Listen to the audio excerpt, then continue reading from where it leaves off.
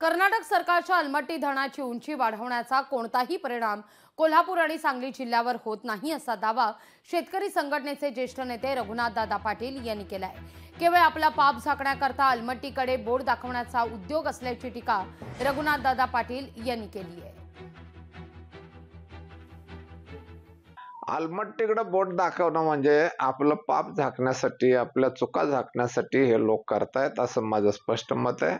अलमट्टीचा top आणि सांगलीचा bottom तळ याच्यामध्ये जे अंतर आहे ते जवळजवळ 19 मीटरचं अंतर आहे आणि तेवढा काही तिथं पाण्याचा स्तंभ उभा राहत नाही आहे, लक्षात घ्या। अलमट्टीमुळे हा पूर आपल्या सांगली कोल्हापूरला येत नाही, तर याच्यातले जी धरणं बांधलेली आहेत किंवा आपली जे काही पुलं बांधलेले आहेत त्या पुलांच्या संदर्भामध्ये फक्त दोष आहे, त्या कमानी वाढवायला पाहिजेत, त्यांचा भरावा काढायला पाहिजे। लोकशाही मराठी ऐका, पहा, जागरूक रहा।